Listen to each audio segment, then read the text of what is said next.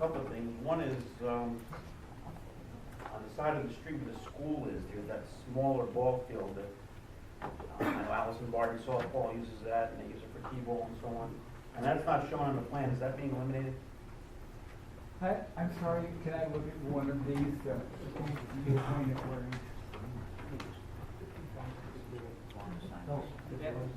Thank you. Just so you know, we had extensive discussions with the school itself, and that ball field will remain as it is. It's going to have better access through a better trail to it, but that ball field remains in place, in use, as it is today. Okay, can I ask a second? Up where the volleyball is, across the street from volleyball is the, well, it's, in the winter it's an ice skating rink, in the summer it's used for roller hockey. And I don't see that on the... That as well remains in place and in use. The volleyball will be expanded by, is recommended to be expanded by one court, which we had a number of people come in very nicely at. Thank you. We had a number of people come in very nicely, ask us for another court. And so that was shown, and then that, the court you're talking about, roller hockey / ice, remains in place and in use in its present condition. Okay, because I didn't see it on the map. Thank you. Yeah. It's interesting. The stuff that was there, I guess I didn't focus on as much because that remains, but that is definitely a use that's valued and will remain in place. There's other uses that are shown, like the swimming pool, and I also recommended that they create an expanded area around the swimming pool for spray park. Nationally, flat water is being quickly replaced by spray water, by splash play, if you will. And so I think that you will begin to get pressure in the next 10 years to expand water play in a new form, as well as your pool. So that's shown as well, and I didn't expand on that much. Councilor Chadwick. Thank you for the presentation and gentle way of explaining it. So, you just mentioned that the things that already exist, you envision remaining where they are presently located? Is that what you're saying? Not every one of them. There are a couple of ball fields that we recommend because of poor placement and drainage, removing and putting elsewhere. So all the elements remain, but they may be, a couple of ball fields will move to a different place. So I'm thinking about the tennis courts. If you follow the first road to the right, there's a gray area right by the parking lot, and that's where the existing tennis courts are. Are you suggesting leaving them in that place? Absolutely, with more parking around them. Okay, and when you, on here it talks about or points out the ball complex hub, so would you be suggesting that the hot dog stand move to that area? Because I think that's near the tennis court area. Yeah, No? they need a hub. I'm recommending that the ball fields in that Cal Ripken area be located away so that they can be better function as a Cal Ripken complex. And in the center would be a central hub, much like the others. Probably a concession area, certainly a restroom. Possibly there's currently some maintenance issues there, or maintenance buildings there. Those should probably remain. And one last question, for the multi-purpose field, what are we suggesting for that? It's interesting. Multi-purpose indicates the need for fields of every size. When you put children out learning soccer, the field that they use is a quarter the size or less of a real field. They go out with the little cones and they build 10 small fields to get a great number of children.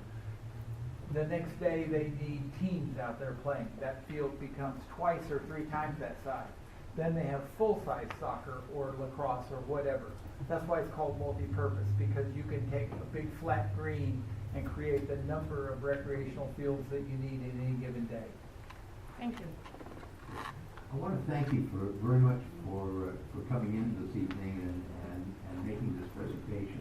At this point, I would like to refer this Will Act concept plan to the Municipal Services, Facilities, and Infrastructure Committee for the committee to further consider it and then come back with recommendations to the council. Okay. Thank you very much. Thank you. Next item on our agenda is nominations. This evening, we have a nomination from the mayor for J.D. Mack to serve on the Housing Authority for a term to expire December 31st, 2016. And we will table that nomination for the next regular meeting. Communications. Our first communication is from Bright Krinsky. He was unable to attend our presentation this evening and wanted to indicate his support for the Wheelock Park concept plan. And we will file this, we will accept this as information. And another communication. Georgia Tsoulis is resigning from the Library Board of Trustees. And I would recognize Councilor Greenwald for a moment. Thank you, Your Honor. I would move to accept the resignation with appreciation for the years of service. Second. If we move the second, is there any further discussion? Seeing none, are you ready for a vote? All those in favor? Opposed? It's unanimous. And further communication. Communication from Councilor Clark on the Special Mission Rescue Vehicle. Okay, this communication, the issue relating to the vehicle, to the rescue vehicle, commonly known as the BEARCAT, has been considered twice by the City Council. It's also been considered twice by the committee, by the Finance Committee. We've had a public forum, public hearing before the City Council relating to this matter. And at this point, we don't have any new information, so I'm going to file this. Your Honor, I respectfully challenge the chair. Okay. I believe there's a process for that. City Attorney. Required a second. Second. Okay, it's been moved and seconded. That was the difference between you and the member. As I understand it, under the rules, you're allowed to speak, and I'm allowed to speak, and then we will vote. And it requires a 2/3 vote of the council. Your Honor, if I may? Yes.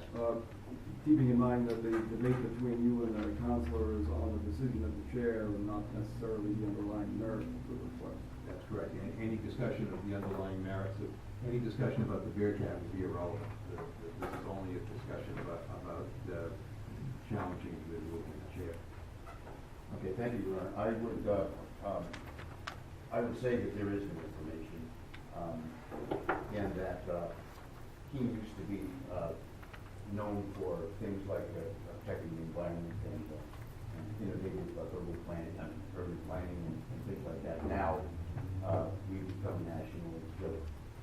I believe it's time to reconsider with other information that we've gathered through the Finance Committee as far as the use of the vehicle.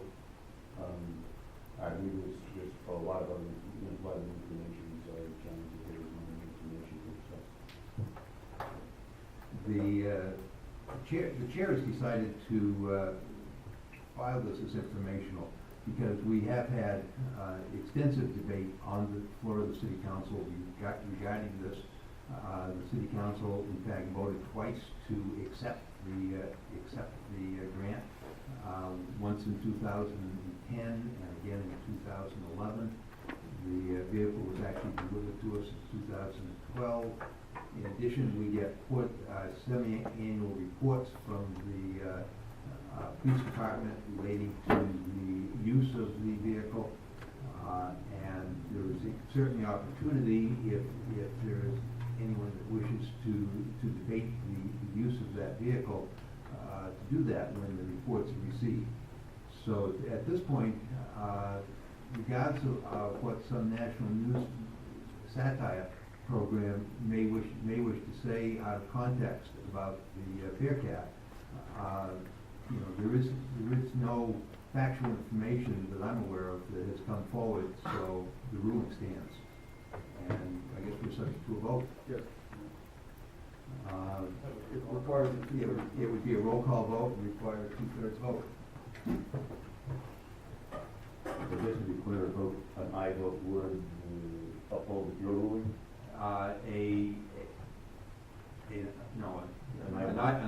I vote would uphold your challenge of my decision, and a no vote would be to sustain the position of the chair.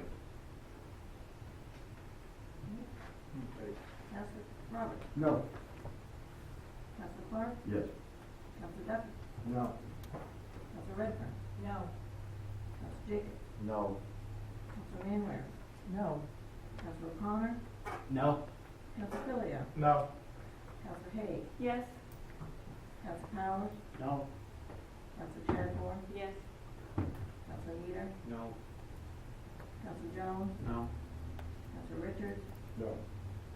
Councilor Greenwald? No.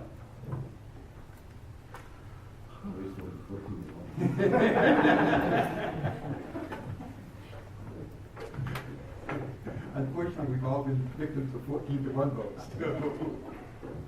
Okay, thank you. The next item on the agenda would be committee reports. Finance Organization and Personnel Committee report relative to 2011 unpaid tax deed. Out of vote 5-0, Finance Organization and Personnel Committee recommends the city manager extend the deed waiver period through November 1, 2014, signed Mitch Greenwald. Councilor Greenwald. Thank you, Your Honor. I move to carry out the intention of the report. Second. He has been moved and seconded. Councilor Roberts. Just a resolution note, it should be 4-0. Thank you. Oh, okay. Thank you, Your Honor. This item deals with our tax deeds. There are individuals that are behind on their property taxes, and it is the desire of the Finance Department, City Council, the Finance Organization, and Personnel Committee to work with the citizens as well as possible to resolve this, so that the taxes get paid and the people keep their homes. According to our memo here, one of the items, one of the homeowners did catch up their taxes, and I'm told by the city tax collector that there's another one that's very, very close to done. So what this will do, will authorize the city manager to extend the process through November 1, 2014, so that the staff can work with the homeowners and hopefully get their taxes paid and when it goes on. So Finance Organization and Personnel Committee recommends that we approve this action. Any further discussion? Seeing none, are you ready for a vote? All those in favor? Opposed? It's unanimous. One thing I want to say at this point to I know there's some news media here tonight that was interested in covering the discussion relating to the BEARCAT, Council Clark's communication. This is going to be a relatively short city council meeting tonight, so that if you would like to remain until the end of the meeting, I'm sure that whether Councilor Clark or anyone else you might wish to speak to would be available. But I do not anticipate that this will be a long meeting tonight. Okay, further reports. Finance Organization and Personnel Committee report relative to the acceptance of donations. Out of vote 4-0, the Finance Organization and Personnel Committee recommends the city manager be authorized to do all things necessary to accept donations associated with the annual employee retiree health fair scheduled for October 2014 and the annual employee recognition event scheduled for December 2014. Signed, Mitch Greenwald. Councilor Your Honor, move to carry out the intent of the committee report. It's been moved and seconded. Councilor Greenwald. No, Your Honor, this may be controversial, wouldn't it? I don't know, you're going to use Since about 2000, the Ultimate Recognition Committee has coordinated employee recognition events to show appreciation to employees for their performance and giving them awards. What this motion will enable is that the city manager be authorized to accept donations for the annual employee and retiree health fair in October and December. So Finance Organization and the Personnel Committee urges that we go forward with this. Any further discussion or comments? Seeing none, are you ready for a vote? All those in favor? Opposed? It's unanimous. A further committee report. Finance Organization and Personnel Committee report relative to, again, acceptance of donations. On a vote of 4-0, the Finance Organization and Personnel Committee recommends the city manager be authorized to accept donations associated with the city's 2014 Holiday Family Sponsorship Program.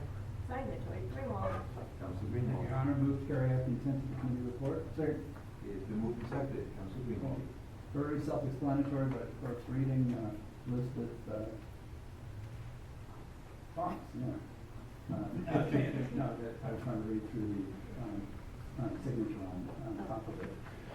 Came to us and explained that, there's a program, holiday family sponsorships, and this will enable, the staff to go out and accept donations for that program. Thank you. Are there any further questions or comments? Seeing none, are you ready for a vote? All those in favor? Opposed? It's unanimous. Number 4. Finance Organization and Personnel Committee report relative to an agreement with Challenger Sports Corporation. On a vote of 4-0, the Finance Organization and Personnel Committee recommend the city manager be authorized to do all things necessary to execute an agreement with Challenger Sports Corporation for a fall soccer season with the Keene Parks Recreation Department. Signed, Mitchell H. Greenwald. Thank you, Your Honor. Move to carry out the intent of the committee report. Second. Thank you, Your Honor. Again, pretty straightforward. The Challenger Sports Corporation comes to Keene. They're from Rhode Island. I can vouch for the program. My grandson participated. It's not a conflict of interest. And this is authorizing the Challenger Corporation to come forward once more and operate the program for Parks and Rec.